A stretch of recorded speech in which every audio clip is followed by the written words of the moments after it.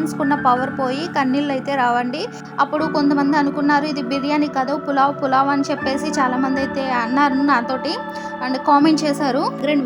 Background అయితే ఒక music వినపడుతూ ఉంటుంది, మీకు వినపడుతుందో లేదో మరి. ఇంకా మ్యూజిక్ వచ్చేసి మాకు ఇక్కడ టెంపుల్ ఉందండి. మీరు అనుకోవచ్చు 1 అవర్ వంట అయ్యేంత వరకు కిచెన్లోనే ఉంటావా అని. నేను కిచెన్లోనే ఉన్నానండి. ఆనియన్స్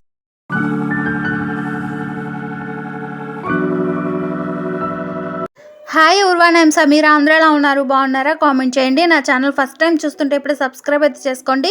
గంట సింబల్ నాలో పెడితే నేను ఏ వీడియో పెట్టినా మీకు నోటిఫికేషన్ వస్తుంది, మీరు హ్యాపీగా వాచ్ చేసేయచ్చు. ఈరోజు సండే స్పెషల్ బ్లాగ్ అండి. సండే రోజు ఏదైనా స్పెషల్ చేయాల్సిందే, స్పెషల్ లేదా ఆ రోజు ఏదో వెళ్తుగానే ఉంటుంది. ఈరోజు మా ఇంట్లో సండే స్పెషల్ వచ్చేసి plain biryani with chicken curry. ఈ 2 రెసిపీస్ కూడా నా ఛానల్లో ముందుగానే పోస్ట్ చేశాను, కావాలనుకుంటే కింద డిస్క్రిప్షన్లో లింక్ ఇస్తాను, చూసేయండి.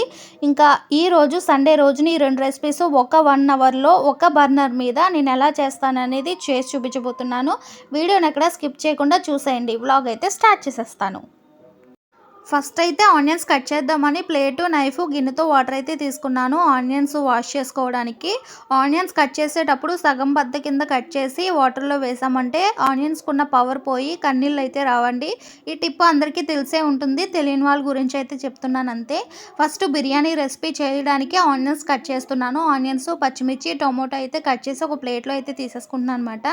అంటే ముందుగా బిర్యానీ ప్రిపేర్ చేయడానికి కారణం ఏంటంటే బిర్యానీకి కావాల్సింది 1 ఆనియన్ మాత్రమే కాబట్టి త్వరగా ఫాస్ట్గా కట్ చేసేసుకోవచ్చు.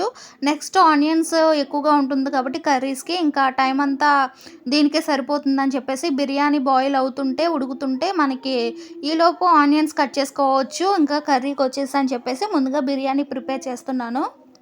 బిర్యానీకి కావాల్సిన ఆనియన్స్, పచ్చిమిర్చి అన్నీ కట్ చేసుకున్న తర్వాత బిర్యానీ ఎందులో ప్రిపేర్ చేస్తామో ఆ గిన్నె అయితే తీసుకున్నాను. స్టవ్ వెలిగించి అందులో తగినంత ఆయిల్ వేసి ముందుగా మసాలాలన్నీ వేసుకుంటాను అనమాట, విడి మసాలాలన్నీ. ఇంకా ఈ బిర్యానీ రెసిపీ ఇంతకు ముందే పోస్ట్ చేశాను నేను నా ఛానల్లో. అప్పుడు బిర్యానీ నా స్టైల్ అని పెట్టాను. అప్పుడు కొంతమంది అనుకున్నారు ఇది బిర్యానీ కాదు పులావ్ అని చెప్పేసి చాలామంది అయితే అన్నారు నాతోటి అండ్ కామెంట్ చేశారు. అప్పుడు నేనైతే డీటెయిల్గా చెప్పలేకపోయాను కామెంట్లో అయితే. ఇప్పుడు చెప్దామని చెప్పేసి ఇప్పుడు చెప్తున్నాను అనమాట. బిర్యానీ వేరు, పులావ్ వేరండి. పులావ్ అనేది విడి మసాలాలు మాత్రమే వేస్తారు, అందులో ఏ పౌడర్స్ వేయరు. నేను చేసేది ఇప్పుడు ప్లెయిన్ బిర్యానీ. అందులో చికెన్ కానీ మటన్ కానీ వేస్తే చికెన్ బిర్యానీ, మటన్ బిర్యానీ అంటాము. ఇందులో ఏది నాన్ వెజ్ యూజ్ చేయకుండా చేస్తున్నాం కాబట్టి ఇది ప్లెయిన్ బిర్యానీ అంటారు. పులావ్ అయితే పౌడర్స్ ఏమి వేయరండి, విడి మసాలాలు మాత్రమే వేస్తారు. అంటే విడివిడిగా పౌడర్లు ఏమి వేయకుండా విడివిడిగా వేసేదాన్ని పులావు, పౌడర్స్ వేసి చేసేదాన్ని బిర్యానీ అంటారు. ఇప్పుడు నేను చేసేది ప్లెయిన్ బిర్యానీ అండి. మీకు అర్థమైందని అనుకుంటున్నాను నేను. ఇంకా నెక్స్ట్ వచ్చేసి ఆనియన్స్, పచ్చిమిర్చి కూడా ఫ్రై అయిన తర్వాత అల్లం వెల్లుల్లి పేస్ట్ అయితే వేస్తున్నాను. ఇప్పుడు వచ్చేసి అల్లం వెల్లుల్లి పేస్ట్ వేసిన తర్వాత అయితే టమాటాలు అయితే వేస్తాను. ఇవి పచ్చివాసన పోయే వరకు ఫ్రై చేసుకున్న తర్వాత ఇంకా టైం వచ్చేసి అప్పుడు చెప్పలేదు కదా నేను, టైం వచ్చేసి 11:30 అయిందండి వంట స్టార్ట్ చేసేటప్పటికి. ఇంకా ఇంట్లో పని, పిల్లల పని, మొత్తం టిఫిన్ పని. సండే అంటే ఏదో ఒక స్పెషల్ టిఫిన్ అయితే ఉండాలి కాబట్టి ఆ రోజు పెసరట్లు అయితే వేసానండి. ఇంకా ఏదో ఒక స్పెషల్ టిఫిన్ అయితే కంపల్సరీ. నార్మల్గా అయితే నేను పెద్దగా టిఫిన్స్ అయితే ప్రిఫరెన్స్ ఇవ్వను, పెరుగన్నానికే ప్రిఫరెన్స్ ఇస్తాను.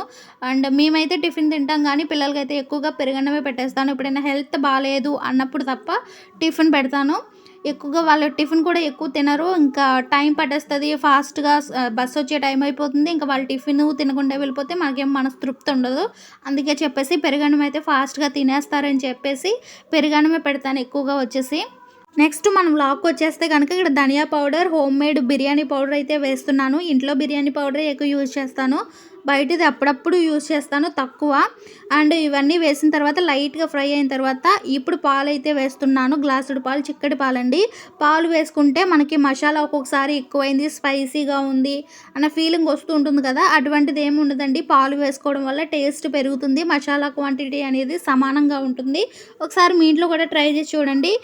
నెక్స్ట్ అవి 2 నిమిషాలు మరగనివ్వాలి. పాలు వేసిన తర్వాత అవి మరిగిన తర్వాత రైస్ అయితే గొలిచి పెట్టుకున్నానండి.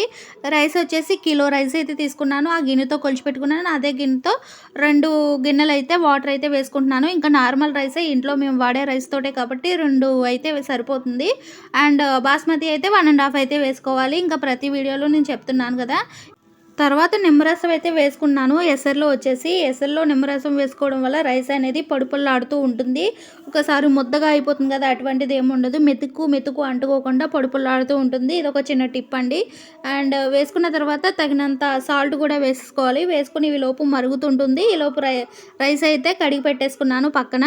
ఈలోపు అది మరిగేలోపు నానుతుంది. ఈలోపు ఆనియన్స్ అయితే కట్ చేసుకుంటున్నాను అనమాట. బిర్యానీలో మంచింగ్కి ఆనియన్స్ స్లైసెస్గా కట్ చేసుకుంటున్నాను. లెమన్ ఆనియన్స్ కట్ చేసుకుని ఈలోపు పక్కన పెట్టేసుకుంటే దాని పని అయిపోతుంది.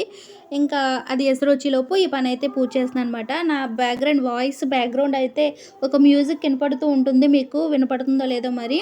ఇంకా మ్యూజిక్ వచ్చేసి మాకు ఇక్కడ టెంపుల్ ఉందండి. టెంపుల్లో అక్కడ మైక్ పెట్టారు. ఇంకా ఆ సౌండ్సే వినపడుతున్నాయండి. ఇంకా నేను వాయిస్ ఓవర్ ఇచ్చినప్పటికి అది ఆఫ్ చేస్తారేమో అని చెప్పి చాలాసేపు అయితే చూశాను, కానీ ఇంకా అది ఆఫ్ అయ్యేలా లేదని, నా పని పూర్తవుతా లేదని ఇంకా వాయిస్ ఓవర్ అయితే ఇచ్చేస్తున్నాను.